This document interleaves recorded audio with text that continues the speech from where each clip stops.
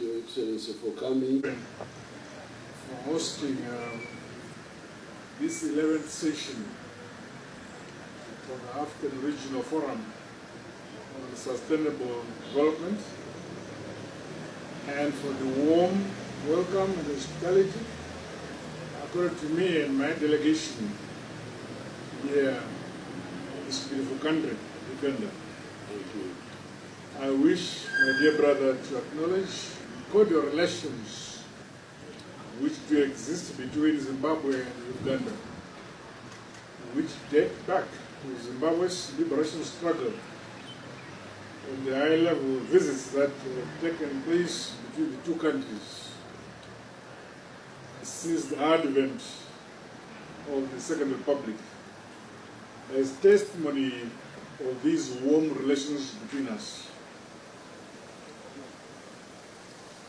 I want to recall the steady visit to Zimbabwe by Your Excellency President Museveni, during which you officially opened the Zimbabwe International Trade Fair in 2019. And further, I wish to acknowledge that a significant step towards collaborative efforts to boost trade and investment between the two countries was the new Entebbe-Harare Uganda Airlines route. Zimbabwe is willing to grant 50 freedom rights to Uganda Airlines. And further, I want to express the desire for Uganda Airlines to fly directly to Victoria Falls. Okay.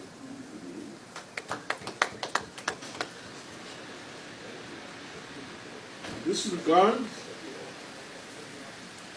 I wish that the ministers of tourism of Zimbabwe and Uganda should begin the process to reviving collaboration in this sector, which is now long overdue. I want to recall that the two countries held a successful business forum in September 2024, which emphasized the potential capacity towards mutually beneficial partnerships between our two countries. Zimbabwe Trade was working on ways to strengthen economic partnerships between Zimbabwe and Uganda.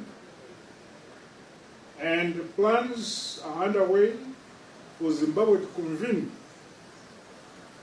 a dissemination seminar, business council, between the two countries in August 2025. Okay. I also wish to note that various cooperation agreements have been signed between our two countries and emphasize the need to fully implement these agreements between the two countries and work closely together to develop and grow our economies with a view to improve the livelihoods of our respective peoples. These efforts are being made to convene the inaugural session of the long overdue Zimbabwe-Uganda Joint Permanent Commission on Cooperation. I hope our two respective foreign ministers will take note of this fact. I wish to emphasize that the two countries should take advantage of the COMESA Free Trade Agreement to increase trade and investment between the two sister republics. And they wish further to emphasize the greater benefits to be achieved under the broader framework of the African Continental Free Trade Area.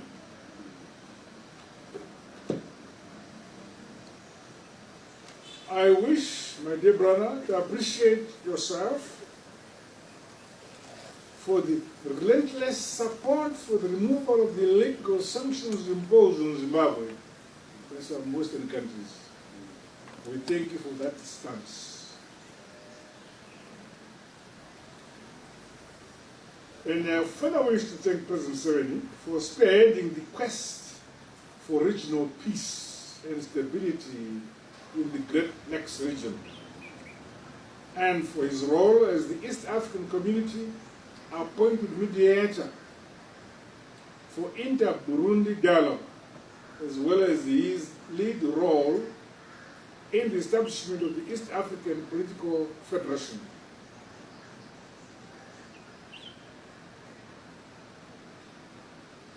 I wish to request, my dear brother, Uganda's support in Zimbabwe's bid for a non-permanent seat in the Security Council for the 2027 to 2028 period. I'm informed that you are likely to have an election in January 2026. I wish you, President Museveni, a peaceful election.